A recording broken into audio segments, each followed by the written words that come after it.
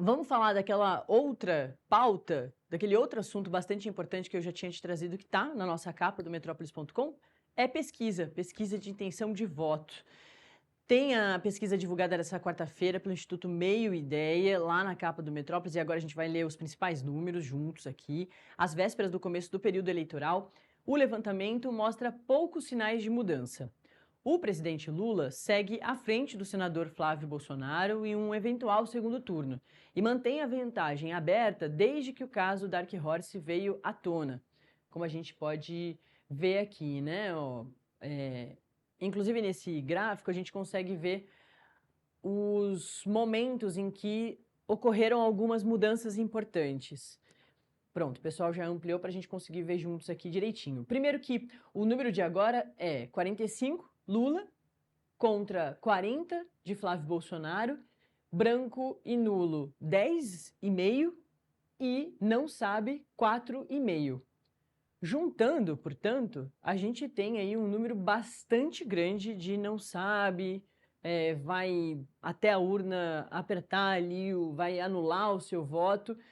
É um número muito importante que todas as campanhas estão focando, né? A gente sempre fala desses números aqui, que muitas vezes a gente não presta muita atenção, mas imagina, se um dos dois candidatos conseguissem conversar com essa população que está desacreditada ou que é independente, que não queria votar na polarização, não queria votar no lulismo, no bolsonarismo, imagina se esses dois candidatos conseguem conversar com essa população de mais de 15%.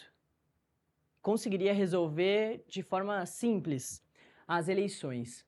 E aí a gente vê que esse número também, ele começa bastante grande, lá em 13 de janeiro, 9,8% contra 8%. Aí ele vai descendo até março, até 11 de março, quando sai a terceira pesquisa meio ideia do ano. Depois ali de março, alguns acontecimentos, né, são registrados no jornalismo, como, por exemplo, começa a história da ligação de Flávio Bolsonaro com Daniel Vorcaro, e aí o número vai crescendo novamente. Isso acontece parecido também com Lula e Flávio Bolsonaro lá em cima.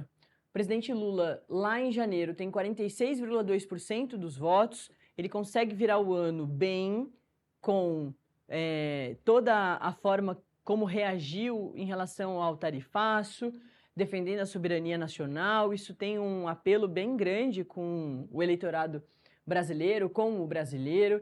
Tem ali também todo o trabalho de aprovação da isenção do IR.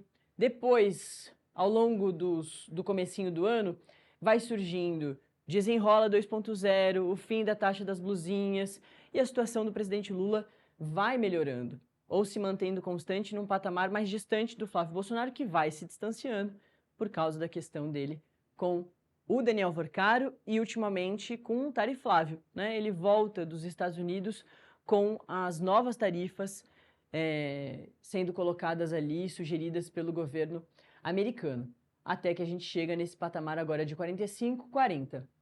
No anterior, lá em 28/5, a gente tinha presidente Lula com 46,5% e também o Flávio Bolsonaro com 41,4%. Quando a gente separa os votos femininos, né, os votos das mulheres e dos homens, a diferença é ainda mais curiosa da gente destacar. A gente vem falando muito sobre o quanto o voto feminino é muito importante. E os dois principais candidatos, Lula e Flávio, fazem diversos acenos. Flávio, por exemplo, agora que deu toda aquela confusão com a Michelle Bolsonaro e tem um entendimento de que não foi bom também isso, justamente porque tem um eleitorado, a maior parte do eleitorado brasileiro é feminino, então isso foi bem ruim para o Flávio. Ele faz diversas falas depois com a mulher dele, com a Fernanda Bolsonaro ao lado, para fazer mais esse aceno com a mulherada. E olha só, dentro das mulheres aqui, do recorte com as mulheres, o presidente Lula tem muito mais intenção de voto do que o Flávio Bolsonaro, quando comparado lá com os homens. Com as mulheres, o Lula tem 50,4% e o Flávio Bolsonaro tem 34,2%. Em relação aos homens, o presidente Lula tem bem menos intenção de votos. Tem 39,2% e o Flávio Bolsonaro tem 46,3%. O número de branco, nulo e não sabe também é de se destacar. Em relação às mulheres, branco e nulo 11,5% e não sabe 3,8%. Em relação aos homens, 9,3% de gente. Então aqui nessa porcentagem uma diferença não muito grande, mas dá pra gente destacar que em relação aos homens eles estão menos indecisos no cenário com Lula e Flávio no segundo turno, mas tem uma porcentagem maior, os 2 pontinhos ali de diferença com branco e nulo em relação às mulheres, vão para o não sabem. Então é gente que não sabe o que fazer, nem sabe se vai votar, por exemplo, nem sabe se vai até a urna eletrônica lá no comecinho de outubro, nesse caso aqui, no final de outubro, né, já que seria o segundo turno. É isso. Nesses cenários todos estudados, portanto, o presidente Lula ganharia. Apenas ali no recorte masculino, só homens votassem. No segundo turno, o Flávio Bolsonaro levaria as eleições com o presidente Lula ali com os 39,2%. Se só as mulheres votassem, e vale a gente pontuar que as mulheres são a maior parte, ou seja, para o presidente Lula isso é mais positivo do que para o Flávio Bolsonaro. O presidente Lula tem 50,4% contra Flávio Bolsonaro com 34,2%. Bom, também foi estudado um cenário em que a Michelle Bolsonaro substitui o Flávio. Isso em primeiro turno. É também bastante interessante de a gente colocar. As pesquisas não têm sido boas para Michelle Bolsonaro, desde que, inclusive, ela tenha briga ali exposta, né? Ela expõe a briga com o Flávio Bolsonaro. As pesquisas mostram que a Michelle não seria a escolha dos bolsonaristas e também fora dos bolsonaristas. E aqui a gente vê que ela tem uma porcentagem grande, né? É um capital político da família que vem não só com o Flávio Bolsonaro, mas também com a Michelle. Lula com 40,4% dos votos, Michelle com 29,4% dos votos, e aí os outros candidatos. Com o Flávio Bolsonaro, o Renan Santos geralmente aparece em terceiro lugar, mas com a Michelle Bolsonaro, o Renan cai ali para quinto lugar. Com o Ronaldo Caiado em terceiro lugar, com 7% dos votos, Romeu Zema com 4,4% dos votos em quarto lugar, e aí sim o Renan Santos empatado com o Aécio Neves, ali Renan com 3,5% e o Aécio Neves com 3,2%. E o Augusto Cury com 2,5%. É isso, depois vem os outros nanicos, até a gente chegar também num outro número que é bastante importante, do ninguém, branco, nulo e não sabe. Se a gente junta aí, olhando aqui por cima, passa dos 8%, ou seja, supera o Ronaldo Caiado.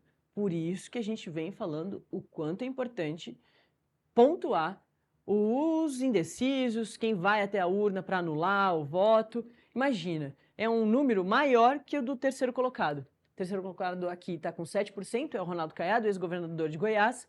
E aqui, se a gente juntar quem não sabe ou vai nas eleições só para anular o seu voto, passa do Ronaldo Caiado. Então, em terceiro lugar, na verdade, é uma não preferência por ninguém.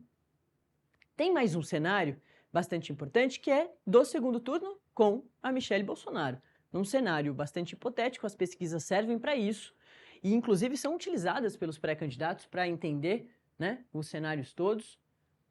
Então, num cenário bastante hipotético, tem aqui a Michelle Bolsonaro em segundo turno com o presidente Lula. O presidente Lula também venceria. 45% Lula, Michelle Bolsonaro 36%, branco e nulo, não sabe, ainda maior, né? 19%, ainda maior se tivesse o Flávio Bolsonaro. Como a gente mostrou lá atrás, a porcentagem com o Flávio Bolsonaro dos indecisos ali era de 15%, se eu não me engano. Aqui chega a quase 20%. É um número bastante grande.